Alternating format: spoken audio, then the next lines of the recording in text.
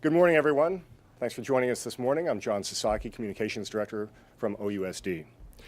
This morning, our Superintendent, Dr. Kyla Johnson-Trammell, that's Johnson-Trammell with 2 M's and 2 L's, and it's pronounced Trammell, will address a lot of the questions you likely have about all the activities and the issues that we face here in OUSD.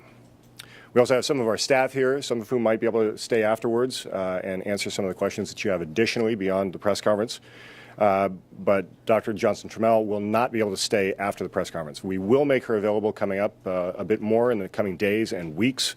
But first, she will be delivering her vision and her plan for the district and then answering questions. And once we get to the question and answer stage, I will be calling on you. And if you can identify yourself and your affiliation, that would be great.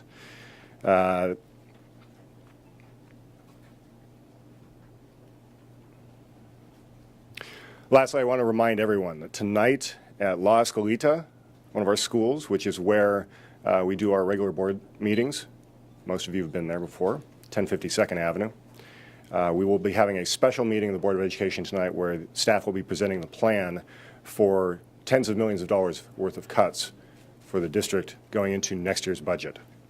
I'm sure this is something that all of you are very cognizant of, and you are all welcome to join us.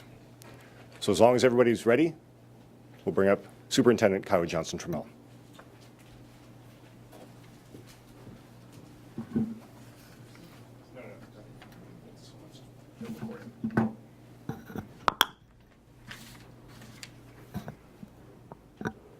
Good morning, and thank you for coming here today as we formally announce our Community of Schools plan. OUSD is no stranger to challenges. Anyone who has lived in this community for some time and worked in service of our schools knows this. In fact, I was looking through some old newspaper stories detailing OUSD's past troubles with finances, state control, and labor unrest. Some read as though they were happening in this moment right now. When I took the role of superintendent 2 years ago, after serving as a teacher and principal in this district for over a decade, I knew the path forward would be extremely difficult. But I wanted this job because I deeply believe in the community and that our students can succeed. This is my home, like many of you, and I'm raising my family here in Oakland. I also took on this immense challenge because I deeply believe it's possible to serve all students in Oakland. A quality education is essential for life success, and we want to ensure that our students are prepared to become socially conscious global citizens. Like many of you, I am tired of having the same conversations and controversies year after year over decades. If we are going to finally address the issues, we must lean in and fundamentally change how we do business here in Oakland. And I am committed to doing just that. OUSD is far from perfect. Mistakes have been made, but we are prepared to learn from the past, face the tough set of challenges ahead of us, and create a new path forward. Our biggest hurdle by far is consistently delivering a high-quality education to every student and every school in our district in a sustainable way within our financial means. Today, we are severely challenged to do that. The bottom line is that Oakland Unified School District has too many schools for the number of students we serve. And our students are not currently receiving the quality education that they need. Enrollment is flat, and family living patterns across our city are changing quite dramatically. Currently, we have 12,400 seats that are empty for 87 schools in the district, and the cost of buildings, utilities, and staff is not sustainable long-term, which hinders our ability to deliver our highest quality education to every student. As a result, we have significant financial issues that must be addressed for us to deliver on our promise of a quality education for each and every student. We must continue to transform our schools as more and more of our families are seeking innovative programs, performing arts schools, dual language, Montessori schools, just to name a few. If parents do not find what they are looking for within the Oakland Unified School District, they are voting with their feet and leaving our district and searching for those quality programs elsewhere. The Community of Schools plan is about creating well-resourced, high-quality schools with innovative programs in every neighborhood. And to create the necessary conditions in all of our schools, the following must be true. 1, all schools must have high-quality teachers and principals, which means we need to compensate employees competitively on an ongoing basis to retain talent. 2, all schools must be adequately staffed. For example, instructional coaches, librarians, parent and community liaisons, and counselors, so that teachers and principals together can create a quality learning environment for students. And finally, 3, all schools must have sufficient resources. For example, clean and modernized facilities, instructional materials, technology, academic supports, and enrichment programs. To invest more in our schools so that they are properly resourced and staffed, and to reimagine our school programming options requires us to engage in the tough and painful decisions of working to right-size our district to get to fewer schools of a sustainable size and more resources while reimagining the types of programs that we offer. If our students are ultimately going to win, we must come together and make the difficult and painful decisions so that we can create the right conditions for a high-quality public school district that will better serve our families now and families in the future. This is why the work of the Community Schools Plan is critical. I want to end by acknowledging the possible teacher strike looming in our city by clearly stating that we support our teachers and do not want to strike. We also stand with our teachers in advocating for increased funding at the state level and for the need to call national attention to the importance of investing not only in higher compensation, but overall better working conditions for our teachers. We also support all of their larger goals. We all want smaller class sizes, higher pay, more counselors, and support staff. But we must figure out how to make this happen within our current financial reality. I truly believe that in the midst of crisis, there lies opportunity. My true hope is that the old OUSD headlines focused on turmoil and dysfunction become a thing of the past, and that we take this opportunity to write a new narrative for OUSD, one that is of hope, optimism, and progress. Thank you. I am happy to answer any questions about our Community of School plans or other questions you might have. Also, I just want to mention that along with staff here, we also have the president of our Board of Education, Amy Ng, in the front. She's here to answer questions for you as well. So Union is asking for a 12% raise over 3 years.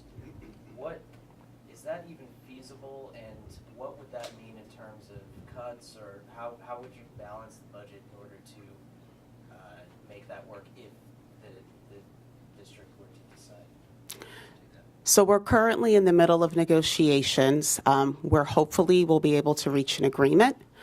Is in all districts, when you're thinking about compensation, there's the need every year to really be clear on what your priorities are and align your budget.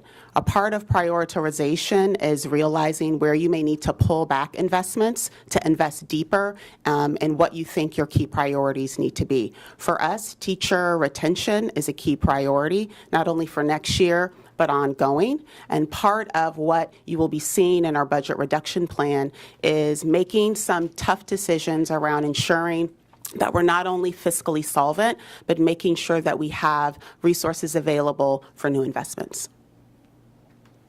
Jeff Silver with the Bay City News.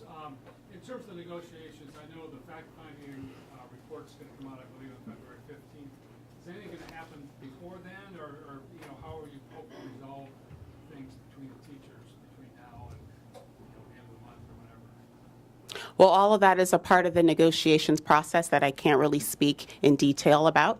I know specifics about your proposals, but I just think that possible timeline. Are you going to actually be sitting down with the teachers at some point, or are you just waiting for the Yes, we will be doing both. Ann Makovic with KPIX. Wondering what you would say to parents who are concerned that their kids' education is going to be affected by a teacher strike. Yes, that's something I think about myself as a current OUSD parent. Our first priority is to ensure student safety. I was a principal when we had a strike 5 to 6 years ago, a one-day strike. So that's the number one thing that we're planning for, is to make sure that our students are safe during, if this comes to pass and we do have a strike. And what about the effects on their education? Anytime we have a strike, there is definitely an impact on students' education because it is a disruptive event. Nevertheless, that is our goal, if that does come to pass, that we do everything in our power to provide education. But number one, student safety is the first thing that we're thinking about. And can I ask, what is the plan? Are you going to bring in a bunch of subs? We're going to be bringing in lots of different individuals. Some may be subs, some may be folks that are here in central office. So the plans will look differently based on our various schools at the elementary, middle, and high schools. Hi, Doug Sabra with KCBS. So just to follow up on that, your intention would be to keep the schools open in the strike? Our intention is to do our best to keep schools open because that's what's going to be best for students and families. Okay, so given the financial realities of the district, how far can the district go, and where would you find the money to meet the teachers halfway or whatever way to avoid a strike? How would you do that given how strapped you are? Well, that's a part of what we're discussing right now in negotiations. And one other thing, we hear sometimes from parents and other activists that the money's there isn't really a deficit, it's all about mismanagement. How do you respond to that?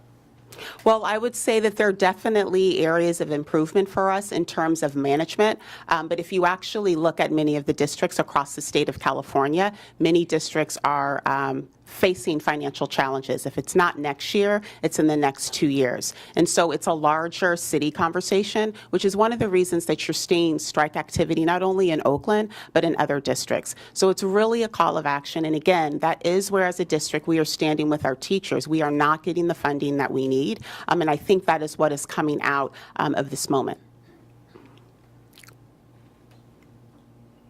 I'm Ashley Hi. McBride from the San Francisco Chronicle. The money that Governor Newsom has proposed to infuse into education in California, how does that play into your budget discussions? Well, until the governor's budget is final, it's prudent for us not to actually include any of those dollars. So we are extremely hopeful. We're excited that we now have a governor that's interested in providing hopefully more funding for K-12 education, definitely early childhood. But until that budget is actually approved, we can't count on any of those new dollars just yet. Superintendent Leanne Melendez from Channel 7. Is there any way to guarantee that kids, if teachers go on strike, that they're not going to be watching Netflix in the cafeteria? Because there aren't enough people staffed. Is there a way to guarantee that for parents? Because that's what the concern is. Well, I would like to hope that we're not watching Netflix. We will have to actually design what the classroom experience looks differently because we do know in some of our schools there may be less staff. So will the educational experience be exactly like it is during regular times? Probably not. That's where the creativity comes in. And again, and it's first making sure that our students are safe. What about the charter schools? Because there are people, a lot of kids in Oakland who go to charter schools. What are they going to be doing? Because a lot of teachers, they are not union members. If you go on strike, the charters continue. Some of the charters continue, some of them close. Some of them are affected. I would say because we have different types of charters that are run by different operators, how they respond should this event take place will be different, school by school. Vanessa Kuchwini, you have talked quite a bit about pressing the state for more funding. Can you talk about any lobbying efforts that the district is involved in to bring greater state funding to districts in California? Yes, well, as many of you know, we have legislation AB 1840. We also have a legislative platform with our board of directors, which focuses a lot on increasing the per pupil allocation for our students. So there's lots of different ways that we're working, lots of one-on-one conversations as well. Can you just address the cost of preparing for the strike? Do you have any I can get back to you with a specific figure. We're looking at what it's going to cost in terms of for every day that we're on strike. There's definitely a cost in terms of making sure that we have the best coverage that we can possibly provide during that time. The union said that. Can you identify yourself, please? Rob from Channel 2. Hi. The union says that barring a serious offer from the school district, they are going out. So number one, does such an offer exist? And two, are any negotiations scheduled? Are the two sides going to be sitting down anytime soon that you know? So we're in the process of doing that right now. Doing what? We are in negotiations right now. So we were in 2 days of negotiations, and we will hopefully be residing. Because they said that nothing's going on. The union said that. Well, we have been in the process of negotiations. When did you start again, if you don't mind? Well, we just came out last Thursday and Friday, and hopefully we will be continuing today, Wednesday. But you don't have the report of the fact-finding person, right? Yet? Or doesn't that- Not quite yet, but that doesn't mean that we still can't be within conversation. And the serious offer that they're referring to, does a new offer kind of exist that you know for them? We're in the process of developing a counter offer. I can't really provide any other details. Yes. Colton, Colorado with NBC Bay Area News. Superintendent, can you talk about the report that is going to be presented from the board today about those major cuts? Because whether or not we have a teacher strike, it's inevitable that schools will be closing down. Can you tell me a little bit more about that report today? So the report today isn't necessarily about schools. It's planning for our 1920 budget development process and taking a look at the need that we're going to have to make reductions. So it does unfortunately include some layoffs and the reduction of services. So that's what we're going to be talking about later on today. And layoffs in the central office for the most part. Correct. However, I'd like to remind everyone that central office and school sites like a circulatory system. So when we have reduction central, it does have an impact on school sites. So we're going to be going into depth in our conversation tonight about the budget reduction plan. Does that concern you? Because, I mean, Absolutely. central office, don't you guys, you're out here, you depend on that. Absolutely. Are you actually going to, I mean, will the cuts be approved tonight, or is it a discussion? This is a first read just to have the discussion. Yes. Speaking of a circulatory system, I mean, Oakland schools seem to be caught in this vicious cycle where some schools don't provide what parents need, so they pull them out, and they go to charter schools, or they go to private schools, and then you have less funding from the state, then you have empty seats, now you have to close schools. Is there any way to restore the schools to what they once were, what you want them to be, without closing schools? Any way to, without the revenue coming in, to keep the schools open and achieve what you want to achieve? Well, I think it's many different things. One, we definitely need more funding from the state, and so a lot of the advocacy going on by many different stakeholders is important. Two, we have to take a look at how many kids that we actually have. Our hope is in the future we have more kids coming into our schools, but there has to be the harsh look at the number of students we currently have to make sure that the number of schools we have match. And so we do need to do the work of making sure that we are right-sizing the district, but we also need to work in terms of investing in our teachers so that we have a retention. So it's not just one strategy that's going to get us out of this vicious cycle. It's many different strategies together, if we stay focused on them, that'll help us be in a position to provide greater quality for our students. Is the student population actually diminishing in Oakland, or is it that many of them just are choosing not to go to the OUSD schools? I would say it's both. I mean, as many of you know, Oakland is becoming an extremely expensive place to live, so we are seeing many families that are moving out, but we also have many demographic shifts as well in different parts of our city. Bob Riddell with NBC Bay Area, just talking back on the negotiations with the unions. You met Thursday, Friday. You said you're meeting today, is that correct? Hopefully. So the fact is you're still talking. You guys didn't tell each other to pound sand Thursday, Friday. You're talking today, so does that mean you're making progress and that there's maybe going to be an agreement? I can't really speak in any greater detail than what I've already shared. Do you feel like you're making progress? I'm an eternal optimist. I'll put it that way. Something that Can you identify yourself? Ali Taddy on East Bay Times. Something that some activists have been saying is that closing schools doesn't actually save money.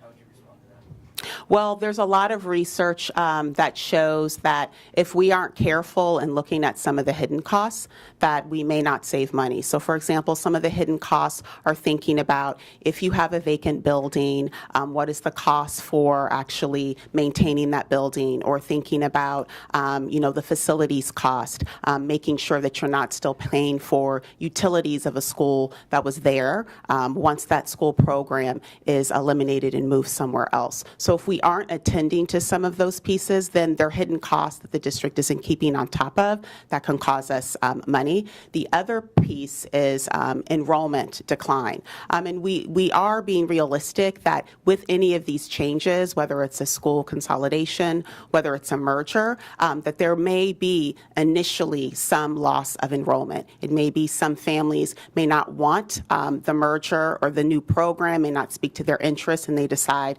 to go elsewhere to a different school in the district or outside. So there is some truth to initially when you make that change, because it's a shock to the system, and it's a huge change that people will respond to. However, over time, there are cost savings to making some of these tough decisions. So it's not an immediate cost savings, and there are things that we have to attend to, but over time, there are cost savings that can be to bear.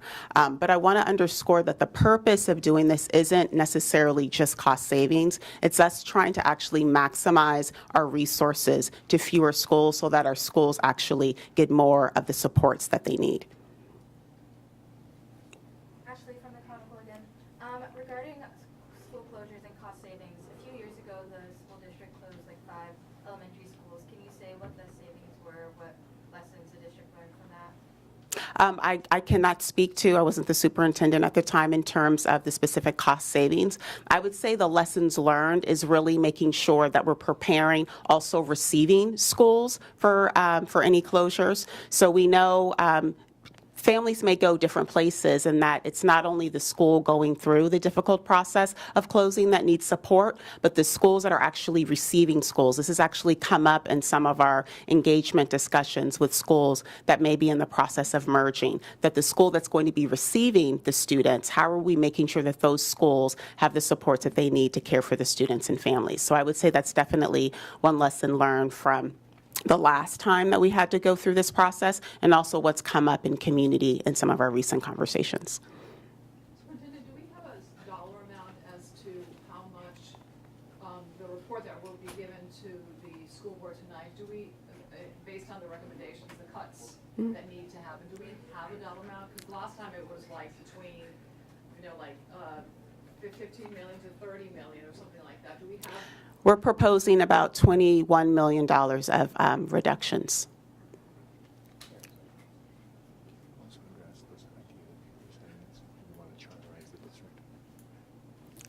Let's just answer a couple more questions. Sophie Richardson, KPFA. Last night at the union rally, Oakland teachers were saying that the closures of schools like Woods International Academy displaces minority students. How would the new community schools plan to fix that or address that? So I think it's important to realize that 77% of our students that are in the district are students of color. So that's the majority of our schools. We are trying very hard to really balance displacement and disruption of community with the need to make sure that we have sustainable schools and quality programs. So we're taking that into consideration as we think about where we may need to close and consolidate, but also where we want to be able to reimagine and have new programs. So it's definitely something that's top of mind, but I think it's important to realize that the majority of our kids in our district actually are students of color.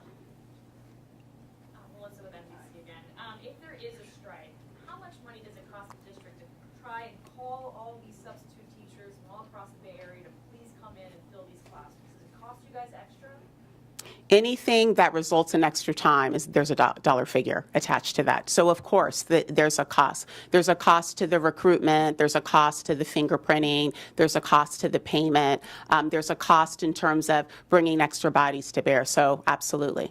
The union also includes nurses, speech pathologists, people that you don't immediately think of as a teacher. If there is a strike, will schools just have to do without nurses, librarians, special education That is a possibility and a reality, because those are all staff members that are represented by our Oakland Education Association. Does that concern you? I mean, schools without any nurses? Any strike concerns me as a parent, as a former teacher, as a principal who had to actually organize around this, and definitely as a superintendent. Vanessa, K3E. So as someone said, I think the expectation from the community has been that a lot of these closures and mergers are going to affect predominantly Black and brown students. And yes, those are the majority of our students, but you have announced a merger that's going to bring together a Hill School and a Flatland School. Can you say at this point if there are more Hill schools, schools that are predominantly white, that you are going to try to integrate with Flatland schools? At this time, I cannot say. I think the piece there is a huge calling, whether it's flatland schools or hill schools, is we do have an issue in terms of segregated schools in our city, which is compounded by a lot of the gentrification and changing demographics. So again, within this crisis, I do think it's an opportunity to figure out in some of these changes we need to make in our community of schools plan, how we do so to try to have more integration in our schools. Any more questions? Yes. Yes, I have one follow-up question. You said the plan addresses, it aims at keeping students in the district. What about teachers? Because the rate of teachers leaving Oakland after the first year is about 1.5. Yes, and actually that's a national average as well, which is why I think you're seeing a lot of the strikes and advocacy across states. There's an issue around teacher retention and really how we're highlighting the profession as a nation. Again, back to my point of it's going to be multiple strategies to get us to quality. The community of schools plan is definitely kind of one prong around quality, but us really focusing on teacher retention is another piece. The compensation is one piece. How we're thinking about improving working conditions are another. We have a need to figure out how we're getting more teachers of color into the field. We know many of the tests that teachers have to take are a barrier, and so there's other work to be done even at the state to really think about what's the new path forward to actually have folks that want to become teachers be able to do so if we're seeing that a lot of the tests to get your credential are a barrier for many of our teachers of color. So there are many various things that we're going to have to do. Obviously, back to my kind of 3 points, having dedicated teachers and principals is a critical component of having a quality school. So resources is definitely important. Having adequately staffed support is important, but we also need quality teachers and principals. I'm Melissa again with NBC. I think the other storm on the horizon is the looming costs regarding pensions, special education, and transportation. Clearly not the biggest problem right now, but maybe in the years to come. Can you talk about that?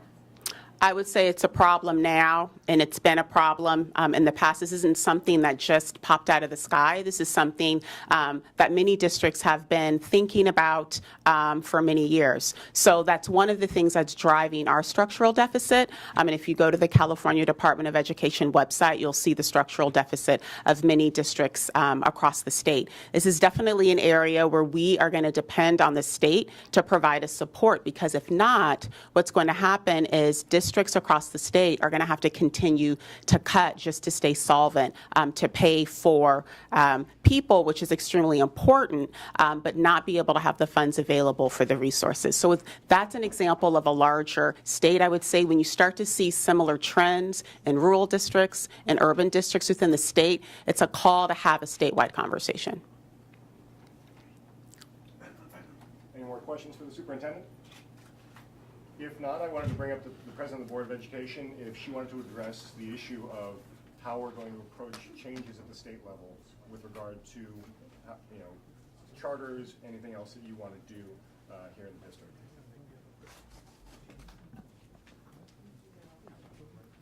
President Amy Ng. Good morning, everyone. Amy Ng, current president of the school board, and I think what Mr. Sasaki is referencing is some of the efforts that we have as the legislative committee been taking a very active role in advocacy at Sacramento. As the superintendent talked about, we simply do not have enough resources. We as a board are put in an untenable position here locally about some of the choices and trade-offs we're having to make. And so what we're doing is being very active with our local state legislators, and also up in Sacramento. I have several legislative visits scheduled in the coming weeks and months to really demand and ask for more resources at a local level, and to be able to ask for more support, not just for resources and compensation, but some of the other areas that were referenced around support around the PERS and STIRS, some support around transportation. We did get some relief last year in terms of some one-time support to solve some of our transportation issues, but also around increase in reimbursement for our special education students. So we are very active in advocacy at Sacramento, and we want to continue to do that in the coming weeks and months. We'd love to be able to partner with our local, with our teachers union and other partners to be able to continue to advocate. The other area in the legislative platform that was referenced is that there is a opportunity to think about as we are looking at the citywide plan and looking at merging and consolidating schools. We know that we have a city that has both district and charter schools, and as we're reevaluating our current portfolio, current state and charter law is quite outdated, and we do feel like as a local district we need some relief in this next couple years.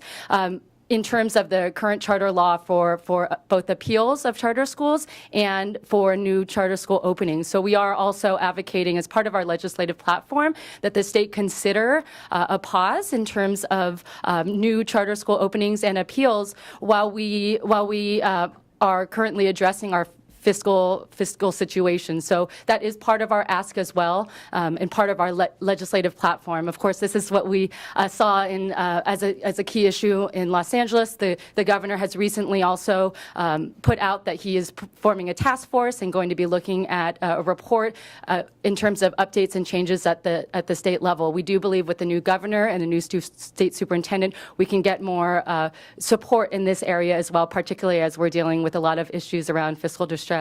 And two other areas in addition to the state, we are active in looking at ways that we can partner with both the county and the city at a local level as well. This is partly what we saw as part of the solution in Los Angeles.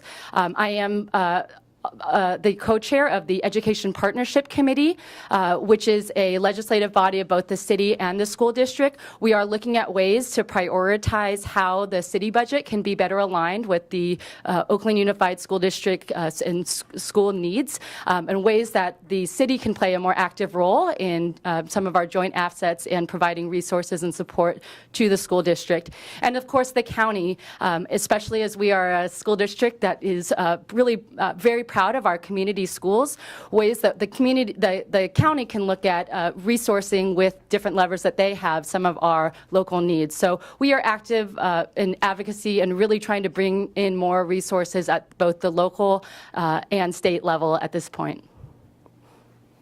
Could you just give us sort of the logistic of what is going to happen tonight and moving forward? So you get this report, let's say, and what do you do from that point on? Do you suggest that we don't cut here, that we cut more here? How long does it take? And this is the first reading, I suspect there's a second reading. Could you give us the timeline on that? And how do you finalize this report and finally vote on it? Thank you. Well, tonight is the first reading of the budget reduction plan. The second reading and the vote is actually coming up pretty quickly next Monday at 6 p.m. This report is actually a culmination of a large body of work that started back in August with the Fiscal Vitality Board Committee. We, over the course of the fall, partnered very closely with the superintendent and staff to be able to better understand, in a big picture, where are our priorities as a district and what do we want to prioritize, knowing that we needed to make some significant reductions for the years ahead. And so the Fiscal Vitality Committee brought to the board back in October or perhaps November, I think it was the last meeting of October, a resolution that was passed by the board that looked at asked the superintendent around 4 key areas. One was around I'm trying to remember these. It was around bringing a plan to us around the budget reductions that were needed, reorganizing the district, prioritizing compensation, knowing that we need to better support and resource all of our staff, particularly in our current housing crisis, and engaging a multi-stakeholder team in the process. So that was passed back in October. And so what this is the superintendent's best thinking on how to deliver on that plan. We were able to see some more promising reports around our fiscal outlook back in December and with the governor's budget. So there is an opportunity to look at how to best recommend the changes that need to be moving forward, as well as prioritize the areas that we talked about, including compensation and reorganizing the central district to best position our schools for sustainability and quality and equity moving forward. But you're pretty close, I mean, you think that you'll be pretty close to accepting this report that they need to cut $21 million?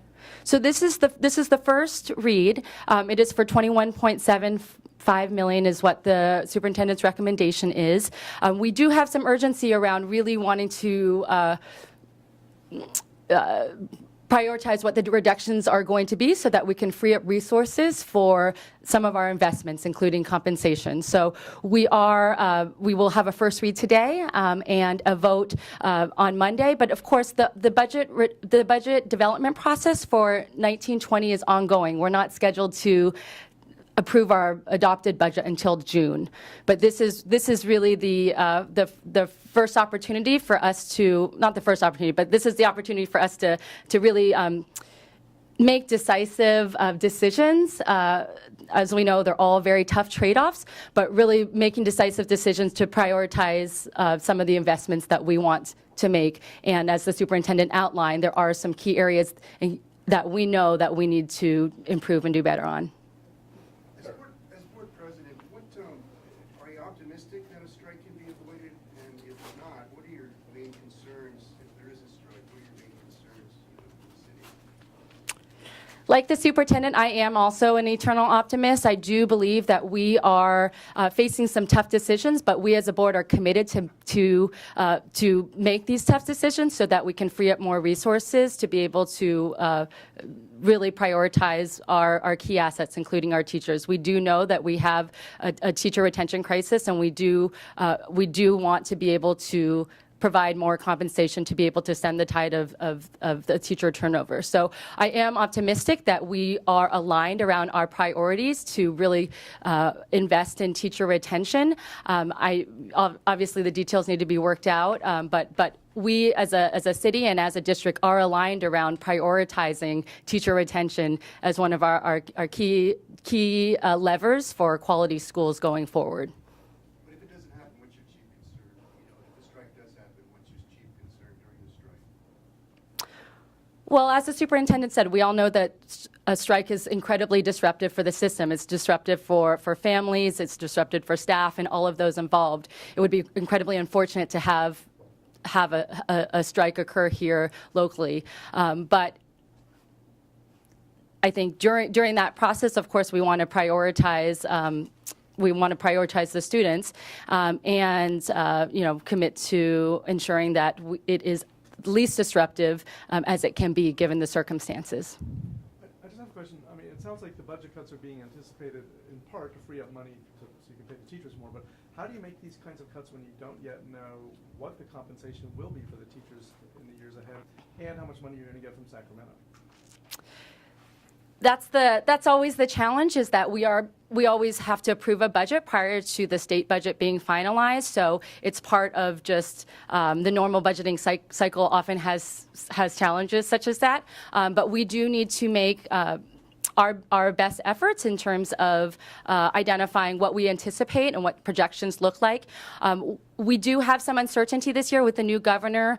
There may be some shifts between when the governor releases its budget in January and what is approved, what is released during the May revision and what is ultimately approved. So we do need to be prudent, and we've been advised by both the county and the state to be prudent in certain areas. So we do have constraints that we're working with. However, given the finite resources that we do have, we are very clear, as I stated before, where our priorities are, and our priorities around teacher retention is key. I know it's been talked about reorganizing the central office to accommodate for less positions if these budget reduction plans were to go through. What would that look like?